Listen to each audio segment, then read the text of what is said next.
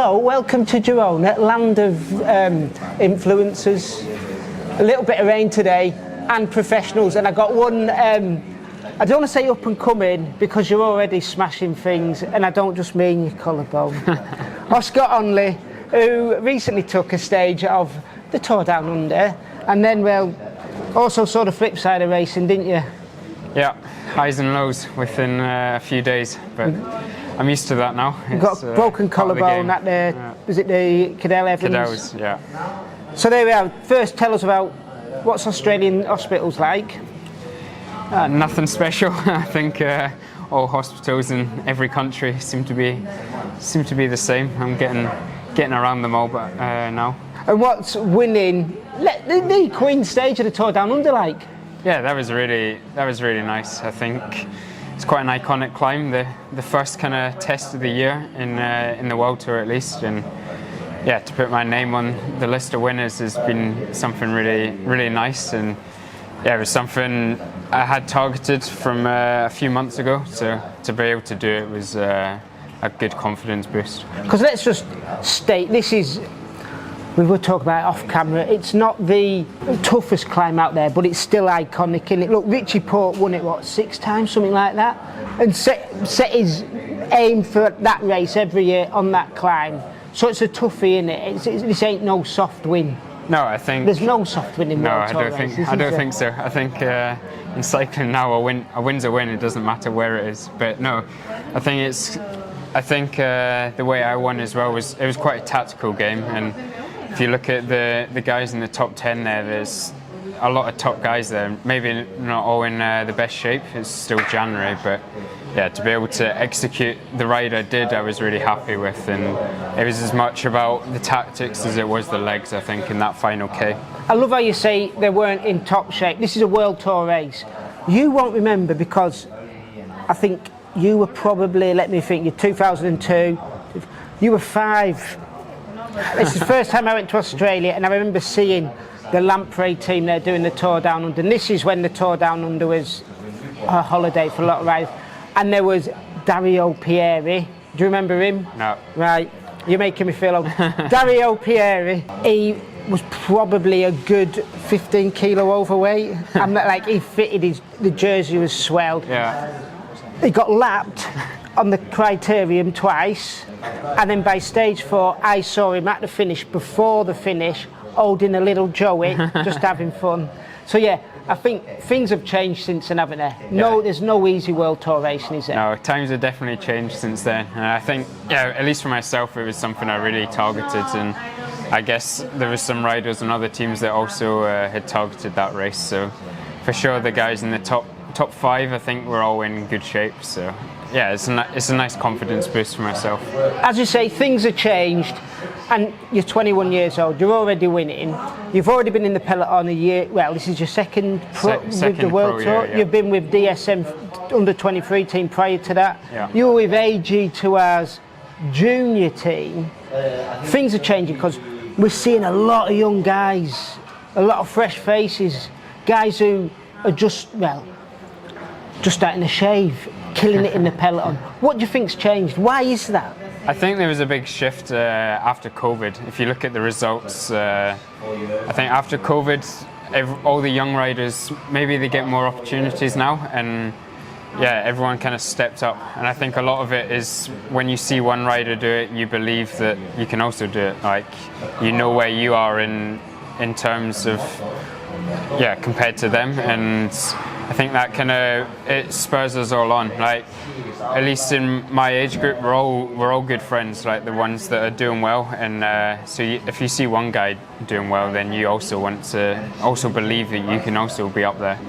I think, yeah, in terms of training and nutrition, everyone knows what to do now. I think from juniors, everyone's training in the right way, eating in the right way, and I think that's brought the level up, and it means that us younger riders can perform at an earlier age, I guess.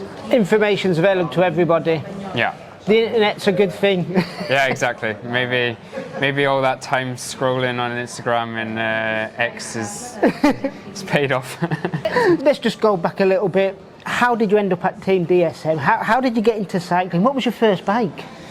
Oh, first bike. It was a Orange Coyote or something. Oh no, my actual first bike was a rally, a blue rally. My first road bike was a Orange Coyote or something. I started when I was 10 years old. The local time trial started almost outside my house, so when I was old enough to do that, then I went down there and just went from there. Started doing some youth races around Scotland, and I was never very good, but I enjoyed it, and just kind of. What do you mean by you were never very good? What do you mean by give us your 10 time for when you were like 15? Ooh, your 10 mile time, local 10 mile time trial. Probably like a 24 or 23 or something. Oh right, was it a hilly circuit or? No, not really. Bloody hell. I wasn't the fastest. I never had a TT bike or something, but no, I wasn't. I was never. Maybe I had quite a good engine because I did running at the same time, and I was actually better at that. But I think my size probably didn't help me when I was younger. Like I was always quite small. And especially in these crits as under 16 or whatever, I just didn't have the power to be up there. But I just really enjoyed the training side of cycling. Actually, just going out riding my bike, and now actually it's still the same. That's probably the thing I enjoy most about cycling. Is just those. I did 5.5 hours yesterday and just loving it. Like that's awesome. Exploring some new roads. That's lovely to hear. You've not got into the gravel scene round here then yet, have you? No. Not with a collarbone. You don't be doing that. Yet. Maybe should learn how to stay on my bike on the road first before I get on the gravel. So we went from junior. You eventually got picked up by the AG2 decathlon or whatever it was called back then. I can't remember. Van Rysel, wasn't it? Yeah, Van Rysel. Van Rysel team to do a few races in France. How did that come about? I went out there with Scottish Cycling in my first year as junior. We did a few races in France, and one of the races, it was between myself and one of their riders for the white jersey. And so kind of after that we just started talking, and they said they were interested in bringing a British rider on the team for the coming year. So we kind of kept in contact from there. And then a few weeks later, actually, they had a spot open in a race in Belgium, and they asked if I wanted to join them for that. So I raced for them there, just as I guess you could say a stagiaire or guest. And I guess I showed them that I could fit in with the team or whatever, and they said they would like to have me for the coming year.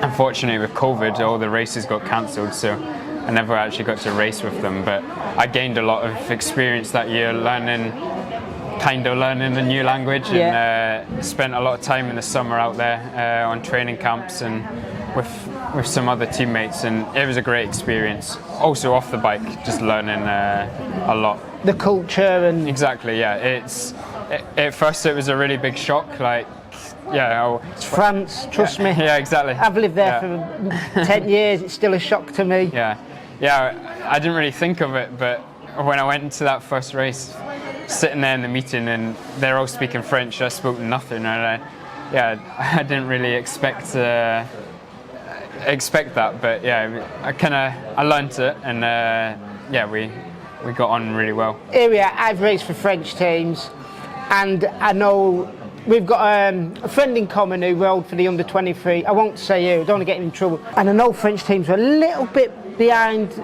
modern times in some regards. Was that like with a junior team? Actually, was it syrup in water? They still had cereal, cereal bars for energy bars. Yeah, that's in that respect. But I think actually as a junior team they were one of the best in Europe, and whatever they were doing was working. And now if you look at the results As You Deserve had this year, they're doing something all right. Yeah, exactly. Because a lot of them lads go through that into the under 23 and then onto the big team. One of my good friends from that team, I think he was up there in one of the French races yesterday, and he's been doing really well this year. Lovely stuff. It's been cool to see actually. There's a good group of us that kind of moved up to World Tour at the same time, and we're all starting to get some good results now. It's nice. All right, how did you go from that team over to the DSM feeder team then? How did that happen? Because obviously I presume they wanted to snap you up. Yeah, so in my second year as a junior, so it was Matt Winston from the team. He contacted Scottish Cycling asking for my contact, and we just started talking from there. And then in the summer, they said they were interested in me and were going to offer me a contract. And at that point, I was then I'd then had a decision whether I stayed with dsm or moved to Sunweb at the time for the coming year. And in the end, I chose Sunweb. Yeah. Seems to be a good choice so far. Yeah, it worked out well in the end. It was quite a difficult decision because I had a really good connection with everyone. And I thought the language barrier would have been easier as well. That was part of it. Like, even though it's not a British team, they all speak English on the team, and that I felt like moving up to under 23, that would make things easier. Yeah. So last year, first year as a pro, learning curve, you did quite well though, didn't you? Yeah, it was okay. I think I had quite high expectations of myself, but then throughout the year I kind of started to realise what's realistic and what was just kind of dreaming. Well, you've had a bit of a ding-dong with a gentleman who won the Tour de France as well, haven't you? You showed pretty yeah, good exactly. there. I think, was it the Crow race? Yeah. And I think from there maybe some people got their expectations quite high of me after that, but the team were really good in keeping me grounded, I guess you could say, and yeah, they knew what I could do, and they also knew that it was going to take time in these bigger races to be able to get results. Are you surprised at, or is the team surprised at your performance so far this year? I don't know, to be honest. I think from myself, in some ways I was surprised and down under, but then I also came in knowing I was in really good shape and obviously going to the race wanting to win. So in that sense, I knew I could win if I did everything right, but obviously doing everything right is another story. Have you got a few races this year that sort of you'd love to do, ones that you'd pick off? Have you spoke to the team and gone, this will be an ideal calendar for me? Yeah, so I have my calendar for the first part of the year, and I have some really exciting races on there. Going to Basque Country next, the end of March, and that was one race I really wanted to do. I think you do well there, mate. I tell you what, I'll bring you a cherry Gâteau Basque from the French side, not the Spanish side. French one's better. As a prize, nice big family size one. All right. There you go. I'll hold you to that. There's going to be a really exciting period with that, and then going into Flèche. Oh, you're going to be doing the Ardennes? Just now I think I just do Flèche. Yeah. Maybe Amstel as well, but Flèche is the one that I'm kind of focusing on. And I did it last year, so it's nice to know a little bit of the course, and can take some of the things I learned from last year into this year. Now obviously your teammate for them sort of races will be Romain Bardet, who he's pretty handy at them himself, isn't he? Yeah, exactly. What do you learn from him? Or is he a good teacher? He is. I spent a lot of time with him last year, and he's not someone that says something directly or says something all the time, but you just pick up things throughout each race you do with him. I did a lot of stage races with him, and from there you just pick up small things throughout the week, how he's managing himself, and especially for myself wanting to go for GC in some of these kind of week-long stage races, he's been really useful. And I remember in Vuelta last year, the first road stage, I ended up crashing out, but he was the one stopping for me when I needed to do something, or he was getting bottles for myself and Max, and that was really special. In the end, I ended up in a hospital that stage, but no, it was to have that.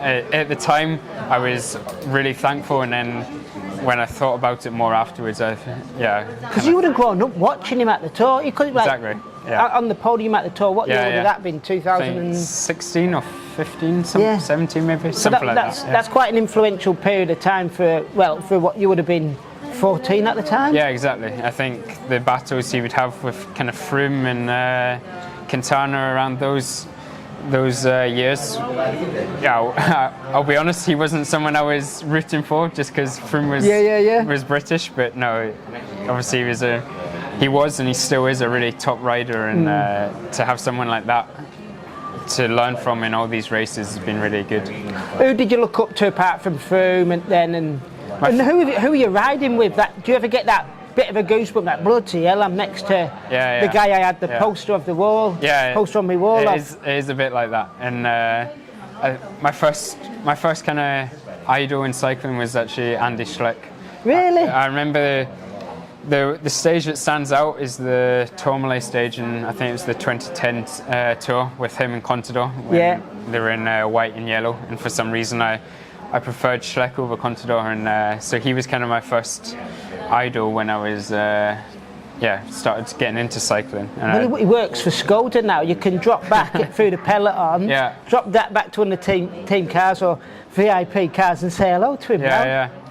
Yeah, I think they were the first memories I had of cycling, was him and Contador, those battles.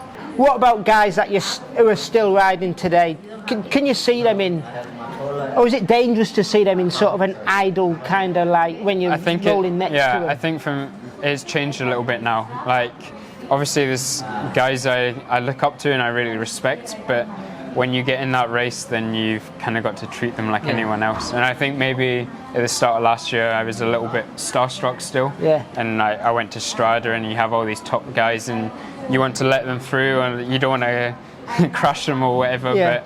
But in the end, that you could do that to 150 guys in the bunch, and you're never going to get anywhere. So it's a mindset to be like everybody's exactly on the same playing field. Everyone's on the same level.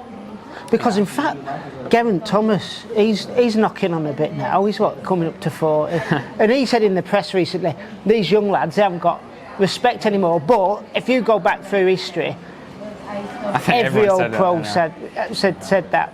I think I can get where he's coming from as well. I think a lot of us were too keen maybe, and sometimes it's about having respect at the right moments in a race. Yeah. Obviously, you never want to crash someone, but if you're fighting with someone for position with 100k to go or something, realistically, that's not necessary. But I guess in that final 10k or whatever, then it doesn't really matter who you are. If that space is there, you're gonna fight for it. But yeah, he is one rider that I really look up to. And actually, I remember him winning a stage of Down Under.